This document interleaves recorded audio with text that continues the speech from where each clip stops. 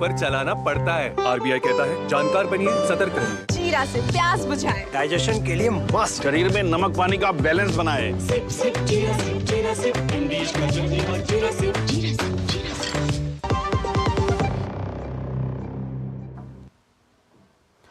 और ब्रेक के बाद आप सभी का एक बार फिर से स्वागत है। और ब्रेक पर जाने से पहले हम बात कर रहे थे किस प्रकार से एग्जिट पोल को लेकर, और कहा जाए जो मतगणना होनी उससे पहले गहमा गहमी राजनीतिक दलों में देखी जा रही है। इसी से जुड़ा है आज का हमारा विशेष भी।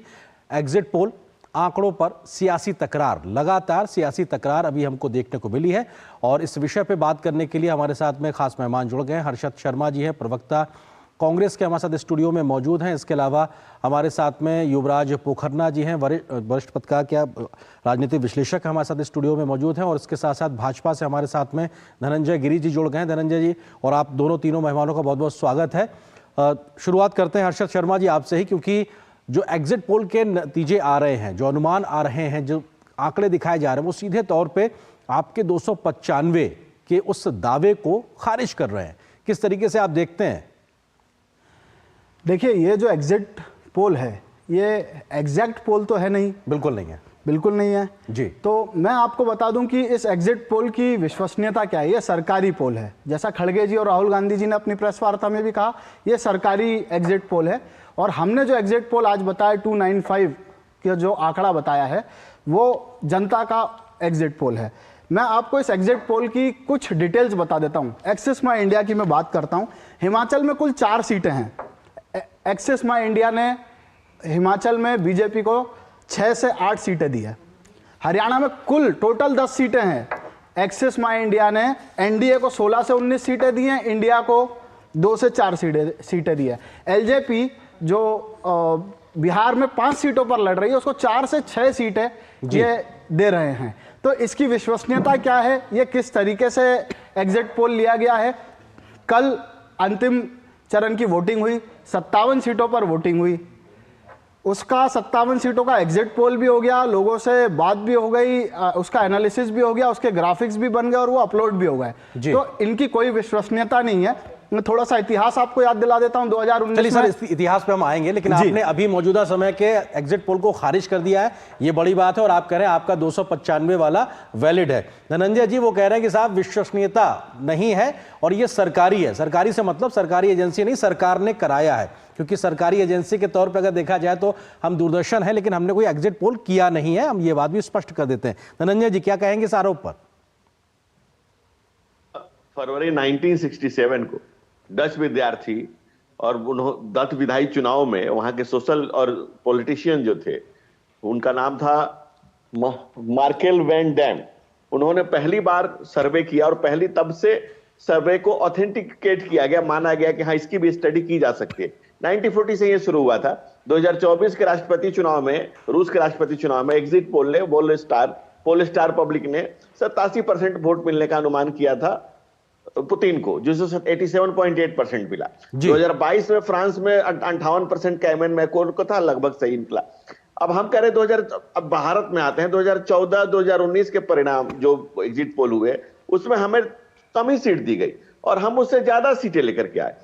देखिए, जनता के बीच में जाकर के, जनता के साथ काम करके, और आपके सैंपल साइज अलग अलग लोगों का सही हो सकता है, अनुमान में कुछ ऊपर नीचे हो सकता है, हम उसकी दावेदारी नहीं कर रहे, लेकिन हम इस बात की तस्दीक आपको कर रहे हैं कि अगर हमने कहा था कि अब की बार 400 पार, तो ये जनता के कदमों में सर झुकाकर कहा था, जनता के बीच में रह करके कहा था, जनता के द्वारा किए गए कामों के लेकर के कहा था। कोई उस समय 40 पार का दावा भी नहीं कर पाया। जब ये सारे एग्जिट पोल आ गए तब आपने एक बैठक की आनंद फानन में और कहा कि हम 295 आएंगे। ये तो एक सोची समझी साजिश का हिस्सा है कि आप अचानक बैठते हैं और कहते हैं कि हमें इतना आना चाहिए। क्या आपके पास क्या डाटा है? दूसरी बात, भारतीय जनता पार्टी अगर 400 पार करे तो हमारे पास हर बूथ पर शक्ति केंद्र है, हर बूथ पर 10 यूथ खड़ा है हमारा, हमारे हर बूथ से हमारे पास फीडबैक है। हमारा सबसे बड़ा, दुनिया की सबसे बड़ी राजनीतिक दल है, हम 20 करोड़ मेंबर है हमारे। और हम जब लगातार कह रहे हैं 400 पार, तो हम तो ये कह रहे हैं कि जो आपने अभी सर्वे एजेंसियां डाटा दे रही हैं, हम उससे कहीं बेहतर करेंगे। क्यों बेहतर करेंगे? ठीक है, आपके और बेहतर मतलब 400 पार के आगे जाने की आप बात करें। मैं आता हूं आपके पास में। युवराज जी हमारे साथ जुड़े हुए। युवराज जी, आपको लगता है कि कांग्रेस के द्वारा सीधे तौर पे खारिज कर देना एक एजेंसी नहीं, दर्जनों एजेंसी हैं जिन्होंने किया, और सबका अगर एक औसत भी निकाला जाए तो कहीं ना कहीं एनडीए कंफर्टेबल तरीके से सरकार बनाता दिख रहा है। और ये बहुत एक साइंटिफिक तरीके से सैंपलिंग होती है, उसका एक तरीका होता है, मेथोडोलॉजी होती है, और पूरा देश भर में सैंपलिंग होती है। आपको लगता है कि इसको सिरे से खारिज कर देना ये थोड़ा सा जल्दबाजी है? सिंह साहब, मैं एक छोटे से उदाहरण से इस कहानी को समअप करना चाहूँगा। चर्चा के पूर्व हर्षद भाई से मेरी बात हो रही थी। व्यक्तिगत तौर पे सुलझे हुए विद्वान और युवा ऊर्जावान पुरुष हैं, लेकिन जब कांग्रेस की बात आती है तो कांग्रेस का पिछले 10 वर्षों का चरित्र आप देखिए कि जब जनता ने बीजेपी को वोट किया तो उन्होंने जनता को खारिज कर दिया। जब मीडिया ने सच का साथ लिया इंडिपेंडेंट होकर स्वतः, तो मीडिया को गोदी मीडिया बोल दिया। जब एग्जिट पोल अगर बीजेपी के पक्ष में आ रहे तो उसको खारिज कर दिया। ये कोई नई बात आज की है नहीं। और तो और इनके सबसे बड़े नेता जो भारत जोड़ने निकले थे, राहुल गांधी जी, जब उनको अमेठी से मार भगाया जनता ने, इलेक्टोरल तौर पे, फिजिकली नहीं, तो साउथ में जाके ये बयान देते हैं वो कि नॉर्थ की जनता को समझ नहीं आता, साउथ वाले ज्यादा समझ है। तो ये खट्टे अंगूर की कहानी हो गई। आखिरी 10 सेकंड लेके मैं बोलना चाहूंगा, मोदी जी के गुजरात दंगों के आक्षेप से लेके आप ईडी देखें, CAA देखें, 370 देखें, ट्रिपल तलाक देखें, राम मंदिर देखें, कोई भी डिसीजन आप देख लीजिए, क्या कभी इन्होंने हस्ते से स्वीकृति दी है? हर बार सुप्रीम कोर्ट में गए, हर बार मुंह के बल गिरे, लेकिन ये मानते नहीं है। उसका क्या किया जाए, कोई इलाज नहीं है। सोते हुए को आप उठा सकते हैं भाई साहब जी, सोने का ढोंग करते हो उसको आप नहीं उठा सकते। ठीक है हर्षद जी, क्योंकि आप सोने का ढोंग कर रहे हैं और आप जान के नहीं देखना चाह रहे हैं, क्योंकि आप सारी एजेंसियों पे सवाल खड़े करते रहे, ईडी CBI को लेकर आप तमाम एजेंसियों पे बात करते रहे, लेकिन अब आप मीडिया के माध्यम से जो इंडिपेंडेंटली काम किया जा रहा है और सभी को आप खारिज कर रहे हैं। मतलब ये तो एक तरीके से हो गया ना कि आप पूरी इंडस्ट्री को ये कह रहे हैं कि साहब आप काम ही नहीं कर रहे हैं, आप तो सरकार का माउथपीस बन गए। तो ये तो गलत है ना, आपके मन माफिक अगर नंबर नहीं आए तो। देखिए क्यों खारिज कर रहे हैं इस पर कभी बहस नहीं होगी जी। युवराज जी मुझे बताएं, एक्सिस माई इंडिया ने बताया कि नहीं बताया कि हरियाणा में 10 सीटें और एनडीए को 16 से 19 सीट मिल रही है? ये ब्लंडर नहीं है। देखिए युवराज जी बात सुनिए, मैं बता दूंगा। आपने सुप्रीम कोर्ट का जिक्र किया कि हर चीज में सुप्रीम कोर्ट चले गए। ऋषि बागरी का ट्वीट हमने भी पढ़ा है, ये ऋषि बागरी का ट्वीट है, तो किस चीज के खिलाफ हम चले गए बताइए? तो अगर जनता हमें चाहती है कि हम कोई बात कोर्ट में लड़ें तो आपको इसमें दिक्कत क्या है? देखिए सरकार को, सरकारी पत्रकारों को और उनके दोस्तों को समस्या क्या है? उनको समस्या है कि जिसको परमात्मा ने भेजा है, जो बायोलॉजिकल सन नहीं है इस भूमि पर, उसके खिलाफ कोई बोले ना, उसके खिलाफ विपक्ष लड़े ना, जनता की आवाज विपक्ष उठाए ना, महंगाई पे विपक्ष बोले ना, बेरोजगारी पर विपक्ष बोले ना, पकौड़े तलो एक न्यूज चैनल के स्टूडियो के बाहर प्रधानमंत्री बोले तो उसका क्रिटिसिज्म करे ना। इन्होंने तो उसको भगवान मान लिया प्रधानमंत्री जी को, हम भी मान लें, जनता भी मान ले, प्रश्न हम करें ना, तो फिर विपक्ष का क्या काम रह जाता है? ढोल बजाना रह जाता है प्रधानमंत्री का। आपने पूरे चुनाव प्रचार के दौरान हर वो मुद्दा उठाया, हर वो बात रखी जो आपको, आपके गठबंधन को रखनी थी, तो इसमें तो कहीं कोई गुरेज नहीं था। लेकिन मैं थोड़ा सा आगे बढ़ता हूं, क्योंकि आप ईवीएम का मामला सुप्रीम कोर्ट तक भी गया था, उसके बाद वहां से सुप्रीम कोर्ट ने कुछ चीज तय की थी। क्या अगर नतीजे इंडिया गठबंधन कांग्रेस के मनमाफिक नहीं आएंगे तो क्या आप ईवीएम को लेकर फिर सवाल तो नहीं खड़ा करेंगे? हर्षद जी। भाई साहब ईवीएम को लेकर सवाल क्यों ना खड़े करे जाएं, सबसे पहले ये बात बताइए मुझे। अच्छा मुझे बताइए 2009 के चुनाव में आपके यहाँ पर इंटरनेट नहीं चल रहा, मैं अभी आपको आपके चैनल को मैं लिंक भेज देता हूँ, आप इस डिबेट के साथ उसको चलाइएगा। आडवाणी जी ने 2009 में ईवीएम पर सवाल नहीं उठाया। इनके एक प्रवक्ता हैं GVL नरसिम्हा, उन्होंने किताब लिख डाली कि ईवीएम से किस तरीके से फ्रॉड हो रहा है। तो ये करें तो कड़वा कड़वा थू थू, मीठा मीठा गप गप, अब कोई और सवाल ना उठा दे। राहुल गांधी जी चुनाव हार गए जी, वाजपेयी जी एक ही लोकसभा चुनाव में 2 सीटों से चुनाव हारे। तो वाजपेयी जी का हम भी सुप्रीम कोर्ट का तो सम्मान करेंगे ना, आपने भी कहा इस बात। बिल्कुल करते हैं। हाँ, तो उन्होंने तो ईवीएम की बात खत्म कर दी ना। देखिए मैं क्या कह रहा हूं जी, मेरे मित्र युवराज भाई ने कहा कि सुप्रीम कोर्ट में चलेगा ईवीएम को लेकर। भाई साहब इस देश में एक पक्ष है, एक विपक्ष है, इसके अलावा एक सिविल सोसाइटी भी है, इंडिपेंडेंट एडवोकेट्स भी हैं। अगर कोई सुप्रीम कोर्ट जा रहा है, किसी को डाउट है, तो आप तो इंटरनेशनल लीडर हैं, आपकी पॉपुलैरिटी का कोई तोड़ ही नहीं है, इंदिरा जी से ज्यादा पॉपुलर आप हैं, तो आप करवा लीजिए, बैलेट से चुनाव करा लीजिए। ठीक है, लेकिन अब ये जो चीज सेटल होने की उसको आप दोबारा से ओपन करने की बात करें। धनंजय जी वो कह रहे हैं कि साहब ऐसा नहीं है कि हम ईवीएम पे सवाल खड़ा नहीं करेंगे, आपको एक कदम वो आगे बढ़ के मुद्दा दे रहे हैं। धनंजय जी देखिए कांग्रेस का कुछ चीजों पर बोलना सुहाता नहीं। जैसे कांग्रेस अगर लोकतंत्र में बात करे, कांग्रेस ने लोक लज्जा भी नहीं छोड़ी, लोकतंत्र की क्या बात करे। और इस देश के प्रधानमंत्री रहते हुए पद का दुरुपयोग करने का, चुनाव आयोग का दुरुपयोग करने का हाई कोर्ट नहीं सुप्रीम से वर्डिक्ट आया, श्रीमती सोनिया गांधी का चुनाव खारिज हुआ। तो कांग्रेस का संवैधानिक संस्थाओं में कभी आस्था रही नहीं। दूसरे समय वो बात करते हैं एजेंसीज की, एक समय था कि पत्रकार तय करते थे कि मंत्री कौन बनेगा, और आज ये लोग गोदी मीडिया कहते हैं। दूसरी बात आप देखिए, कांग्रेस के पीरियड में आप इमरजेंसी लगाने वाली कांग्रेस भी आज लोकतंत्र और संविधान की दुहाई देती है। जो उसने संविधान के प्रेम्बुल को बदल डाला, जिसमें चेंज नहीं हो सकता था, उसको बदलने वाली कांग्रेस भी आज संविधान की दुहाई देती है। और आप बिल्कुल ठीक कह रहे हैं, नरेंद्र मोदी के नेता के रूप में विश्व में रैंकिंग पीडब्ल्यू रिसर्च ने निकाला है। भारत में 10 में 8 लोग नरेंद्र मोदी को पसंद करते हैं, जापान में 48% लोग, केन्या में 60% लोग नरेंद्र मोदी को पसंद करते हैं, इजराइल में 41%। और धनंजय जी वो ये कह रहे हैं कि मैं आप ही का सवाल लेके जा रहा हूँ।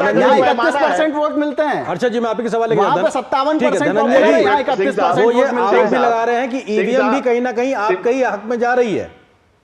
सिंह साहब देखिए, पहले तो ये इसको मतलब कहना नहीं चाहिए, लेकिन ये गलत बात है कि मैं उनके बीच में कभी नहीं बोला, लगातार गलत बात ठीक है। मैं हर्षद जी को कहता हूं कि कृपया अपने अपनी बारी में बोले। कुछ तो लोक लज्जा रखनी जाए। कांग्रेसी कल्चर जरूरी नहीं कि हर जगह दिखा दिया जाए। जी धनंजय, दूसरी बात मैं आपसे कह रहा हूं कि अगर वो कह रहे तो कि कर्नाटक में ईवीएम ने ठीक काम कर दिया था, चुनाव ने ठीक काम कर दिया था, हिमाचल में ईवीएम और चुनाव एक ठीक था, तमिलनाडु में ठीक था, केरल में ठीक था, बंगाल में ठीक था। आप सेलेक्टिव अप्रोच जब करते हैं तब देश की जनता कहते हैं कि मुनाफत और मक्कारी है ये। आप जब कहते हैं कि भाई हम जीत गए तो सब ठीक है और हम हार गए तो सब ठीक खराब है, भाई पूरी आप प्रधानमंत्री नरेंद्र मोदी की जिजीविसा देखिए, उनका मेहनत देखिए, वो जितनी रैलियां की, जितनी सभाएं की और जिस ढंग से नेशन का विकास किया। श्रद्धेय अटल बिहारी वाजपेयी ने जब सरकार छोड़ी थी तो 10वीं अर्थव्यवस्था थी। हम 10 साल में 5वीं अर्थव्यवस्था को लेकर आए। 10 साल में 60 सालों में 74 एयरपोर्ट बने थे, हम 10 साल में 75 एयरपोर्ट लेकर गए। 12 करोड़ किसान सम्मान निधि, 12 करोड़ टॉयलेट, 4 करोड़ गरीबों के घर, 30 लाख करोड़ की डीबीटी। आप हमारे काम की श्रृंखला देखिए। ठीक है, काम की जो बात आप कह रहे हैं धनंजय जी, तो 10 साल का रिपोर्ट कार्ड लेकर मोदी जी पहुंचे थे और अपनी गारंटी भी उन्होंने कही थी। युवराज जी, आपको लगता है कि शायद एक बड़ा विभेद इन 10 सालों में जो खड़ा हुआ है राजनीतिक विमर्श को लेकर, वो भी शायद 24 में साफ तौर पर नतीजों में दिखाई पड़ेगा और शायद उसकी संकेत एग्जिट पोल में दिखाई पड़ रहा है? किस तरह से आप पढ़ते हैं इसको? सिंह साहब, अंग्रेजी में एक फ्रेज है, अंतर्राष्ट्रीय राजनीति में प्रचलित है, ब्लैक स्वॉन इवेंट। तो नरेंद्र मोदी का आगमन भारत के प्रधानमंत्री कार्यालय में एक ब्लैक स्वॉन इवेंट था, क्योंकि इसके पहले जाति पाति की राजनीति हुआ करती थी, हिंदुओं को, समाज को बांटा जाता था। और इस समाज में सभी नंगे हैं। मैं किसी एक पार्टी का नाम नहीं लूंगा, किसी को बदनाम नहीं करूंगा। नरेंद्र मोदी ने पिछले 10 वर्षों में क्या कार्य किया? एक वोट बैंक बनाया, जिसे हिंदी में कहा जाएगा लाभार्थियों का वोट बैंक। और अब 10 वर्ष के बाद उन्होंने 4 जातियां दे दी, गरीब, युवा, किसान, महिला। अब भाजपा का आने वाला डिस्कोर्स ये एक वोट बैंक और ये 4 जातियों पे होगा। अब इस चीज को कांग्रेस अपना ले, सपा या इंडी गठबंधन के अन्य साथी अपना ले, तो ये उनके हित में होगा। और ये बात मैं एक नागरिक होने के नाते कह रहा हूं। मैं चाहता हूं इस देश में अच्छा विपक्ष हो, ये नहीं कि लॉपसाइडेड इलेक्शन हो, 400 पार, 500 पार, इसकी कोई सीमा नहीं है। मैं चाह रहा हूं कि इलेक्शन अच्छे हो, लेकिन कांग्रेस शुतुरमुर्ग की तरह अपना सिर जो है वो रेत में डाल के बैठी है।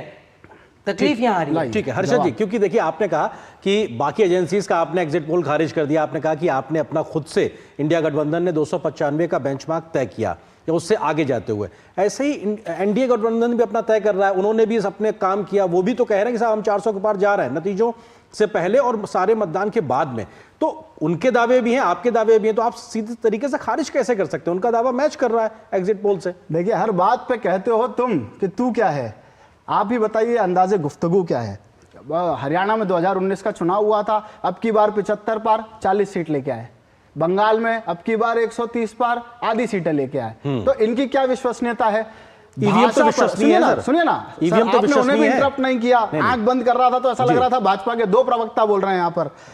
नहीं, ये आप नहीं यदि जनता को भाजपा का प्रवक्ता मानना चाहता है तो सोचिए, कोई बात नहीं, जनता की आवाज को भाजपा का प्रवक्ता मानना चाह रहा है, इसका सबूत ये है, इसका जवाब तो मैं दूंगा। नहीं, आपने कह दिया, नरेंद्र मोदी ने उसका नाम नहीं, आपने ये कह दिया, आपने ये कह दिया। नहीं, हर्षद जी, आप और आप मीडिया से लड़ाई करना और सीधे आरोप लगाना ये आपको आसान हो गया। आपने कह दिया मीडिया दो को पहले प्रवक्ता। मीडिया बनना नहीं, पड़ेगा, बिल्कुल उसके बाद हम उससे लड़ाई लड़ना है कि नहीं। मैं भाषा पर आ जाता हूँ। धनंजय गिरी जी हर डिबेट में मेरे सामने होते हैं। चलिए सर, आपको इंटरप्ट करना है मुझे, आप करिए। नहीं करिए सर, नहीं सर, मैंने आप पर नहीं करा, मैंने युवराज जी को बोला है, मैंने युवराज जी को बोला और मैं खुले मन से कह रहा हूँ, मैंने युवराज जी को कहा।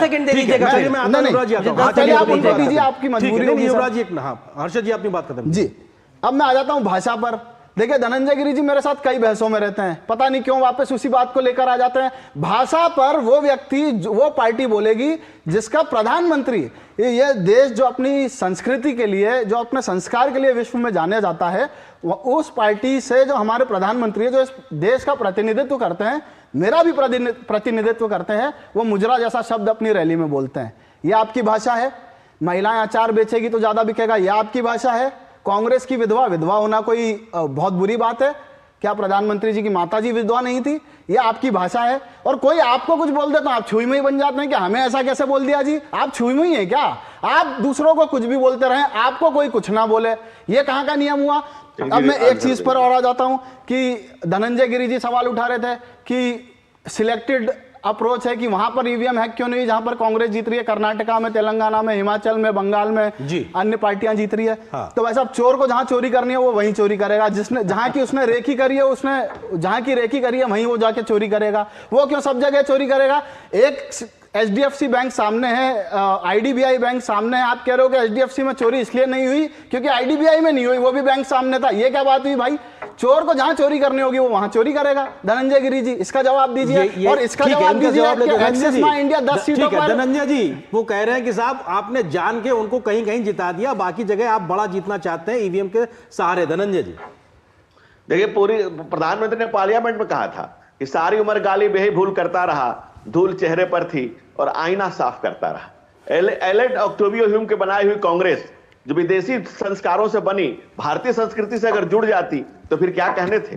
भारतीय संस्कृति राम को काल्पनिक बताने वाले, रिडिकेशन ऑफ हिंदू धर्म कहने वाले और उनके साथ खड़े होने वाले, अगर आप कहते हैं कि इस प्रदेश का बहुसंख्यक अल्पसंख्यकों के खान पान तक का ध्यान रखने का मैनिफेस्टो में लिखने वाले, और इस देश के संसाधनों पर पहला हक अल्पसंख्यकों का, खासकर मुसलमानों का है कहने वाले, अगर आज हिंदुओं से वोट की अपेक्षा करें, इस देश के बहुसंख्यक समाज से वोट की अपेक्षा करें और कहें कि हमको वोट कैसे नहीं आएगा, हम कैसे नहीं चोरी? अरे चोरी, डाका डाला है आपने इस देश के श्रेय पर, और हमने केस नहीं किया। नेशनल हेराल्ड 5,000 करोड़ के केस में, 50 लाख में गटकने के केस में आदरणीय सोनिया गांधी और परम आदरणीय राहुल गांधी दोनों बेल पर, जमानत पर चल रहे हैं। तो डाका कहां डालना है तो कांग्रेस को अच्छे से पता है।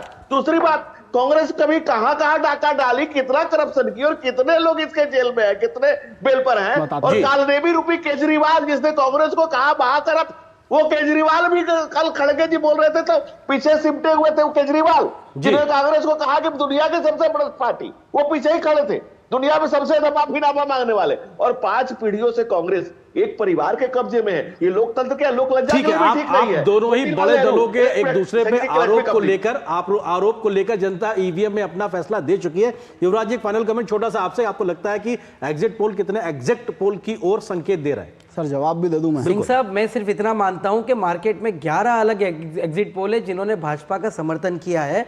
एक बात। दूसरी बात, जैसे मैंने कहा, नरेंद्र मोदी ने पिछले 10 वर्षों में एक अपना लाभार्थी का वोट बैंक बनाया है, एक साइलेंट अंडर करंट है। और दूसरी बात, जो बड़े बड़े पॉलिटिकल पंडित वोट परसेंटेज साहब, 2019 से 24 के बीच में 7 करोड़ वोटर भारत में बढ़े हैं, और महिलाओं का वोट और युवाओं का वोट सशक्त होकर, प्रबल होकर आगे आ रहा है। तो हमको कहीं ना कहीं इस चीज को मानना पड़ेगा। ठीक है, लेकिन किसके हिस्से में जाएगी सरकार की चाबी, ये देखना दिलचस्प होगा। 4 तारीख को हम सबको इंतजार रहेगा। फिलहाल वक्त अनुमति नहीं दे रहा। हर्षद जी भी बहुत मौका मिलेगा 4 तारीख तक। आप तीनों का बहुत बहुत शुक्रिया हमारे साथ जुड़ने के लिए, इस विषय पर विस्तार से बात करने के लिए बहुत शुक्रिया आप तीनों का। और यहाँ पर एक छोटे से ब्रेक के लिए रुकते हैं, बहुत जल्द हाजिर होते हैं, खबरों का सफर जारी रहेगा। लाल रंग इसका अपार, तीखा कम है फिर भी स्वाद, बेमिसाल MDH Kashmiri. MDH Kashmiri. MDH Curiosity can take you to some out